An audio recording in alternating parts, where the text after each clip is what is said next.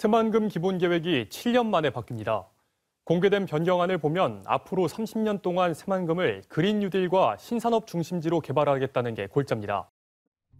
네, 안녕하세요. 새만금을 토지를 빠삭하게 분석하는 토지쟁이 빠시기 조영식입니다.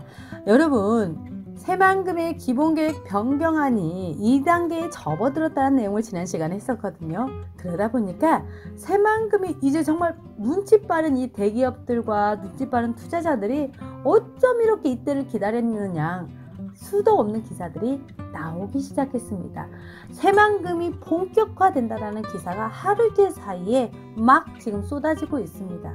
자, 그래서요, 그 이야기를 하면서 도대체 앞으로 이 새만금이 어떻게 갈 건지, 그리고 그 방향성 관계 투자에 여러분들이 길잡이가 될 수 있는 시간을 가져보려고 합니다. 새만금의 그린 뉴딜 정책의 본격화, 보세요. 이게 지금 17일자에 나온 기사입니다. 제가 새만금 하면 여러분 어떻게 생각하시라고 했죠? 네, 새만금이 우리나라 이제 대표 국책 사업으로서 앞으로 나아가야 할 산업의 중심지가 도약이 될 거다라고 했던 기억하시죠? 보세요. 제조업에서 다른 산업으로 이번에 넘어가는 과정 중에 지금 새만금이 중심에 있다는 겁니다. 그러니까 SOC가 구축이 되면서 기업들이 준비를 했느냐 나서고 있는 거고, 그 기업들이 움직이는 걸 보면서 그에 맞춰 눈치 빠른 투자자들도 같이 움직이게 되는 겁니다. 자, 그러면 새만금 기본계획이 2020년도로 마무리가 되면서 지금 올해 2021년도부터 본격적으로 이제 상승세를 탈 거라는 거죠. 자, 그러다 보니까 내용들이요, 글로벌 신산업의 중심지가 어디다? 네, 새만금입니다. 그래서 2021년도 이렇게 업무 계획이 발표가 되면서 이에 맞춰서 앞으로 나아가야 할 방향을 지난 시간에 함께 했었습니다. 대략적으로 말씀 한번 다시 드리면, 기본 계획을 다시 재정비하면서 새만금의 산업은 앞으로 국가 성장을 일으킬 수 있는 재생에너지와 스마트 그린 산단 조성으로 나아가면서 이제 매립도 개인이 하지 않고 공공주도 매립으로 활성화시켰다라는, 그러면서 관광까지 이어가겠다. 중심 내용은 이거였습니다. 여러분들이 세세적인 내용이 중요한 게 아니라 총체적인 느낌. 그러면 앞으로 새만금이 재정비해서 어떻게 나아갈 거고, 그러면 우리가 투자해야 되는 방향은 어디 쪽으로 가야 되는 거구나. 이 느낌을 여러분 받으시면 됩니다. 자, 그럼 새만금은 스마트 그린 산단, 그린 수소 복합단지, 이런 이야기들이 지금 나오잖아요. 자, 그러면 눈치 빠른 기업들 어떻게 흘러가는지 한번 볼까요? 자, 새만금이 새로 마스터플랜 이렇게 이름이 바뀌면서 어떻게 그린뉴딜 1번지로 가는 이 새만금에서 산업들이 얼만큼 채워질 거고 어떻게 갈 건지, 인구 유입이 어떻게 되는 건지 자 그려지기 시작합니다. 수소차 1,500대가요 현대차, 포스코 이제 MOU를 벌써 체결한다는 기사가 나오기 시작합니다.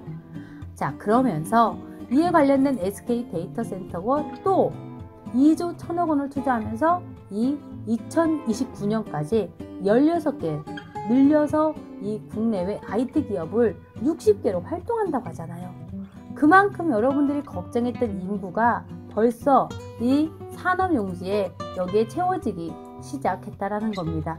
자, 여러분, 인구가 채워지기 시작한다면 도대체 앞으로 우리가 어디로 투자를 해야 되는지 이제 좀 어떻게 감이 잡히십니까?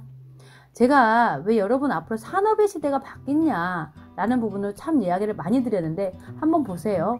중국도 에너지 부분을요 2030년도까지 약 60%를 달성해 가지고 재생에너지로 바꾼다고 합니다.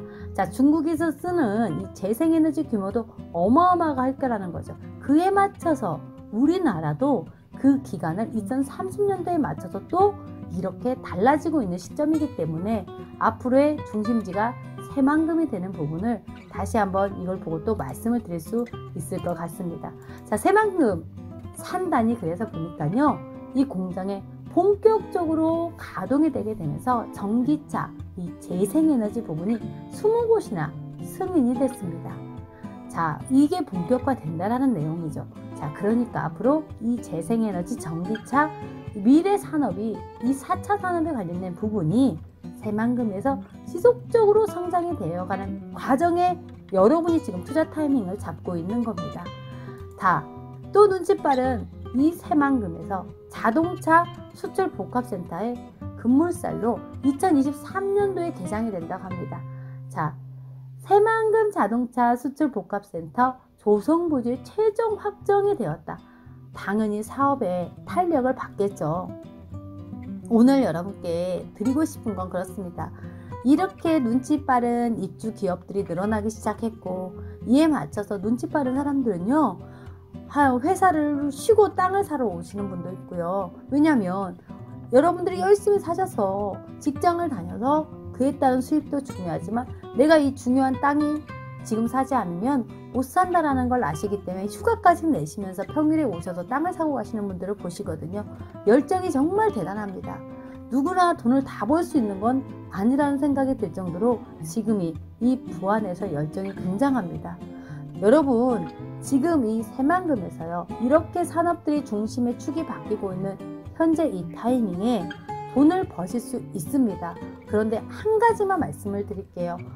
주로 문의하시는 분들이 남북 3축을 중심으로 해서 새만금이냐, 남북 2축을 중심으로 해서 배후 지역인 대화리, 의복리 이쪽, 하서 쪽이냐, 이 두 가지를 가지고 굉장히 고민합니다. 그렇게 질문하면 답이 없습니다. 여러분, 똑같은 자리가 문제가 아니라요, 어디 도로에 접해서 있냐, 어느 자리에 있느냐가 중요한 겁니다. 그렇다고 해서 무조건 도로에 접해서 있어 다 좋냐? 그렇게 되면 누구나 다 땅으로 돈을 벌 수 있잖아요. 그건 아니고요. 제일 중요한 거, 용도보다 더 중요한 게 위치예요. 그게 쉽게 전문적으로 저희가 말하는 그 입지라고 하는 거고요. 그걸 보는 사람도 좋아야 되지만 나중에 사갈 사람도 좋아야 됩니다. 여러분, 살 생각만 하지 마시고 팔 생각을 하셔서 투자를 하셔야 됩니다. 나는 좋아서 투자를 했지만 사갈 사람이 없으면 그건 잘못된 투자이거든요. 그러니까 여러분은 오늘 이 기사를 보면서 와, 새만금은 진짜 이제 본격화되고 있구나 라는 부분으로 느끼시면 된 거고요.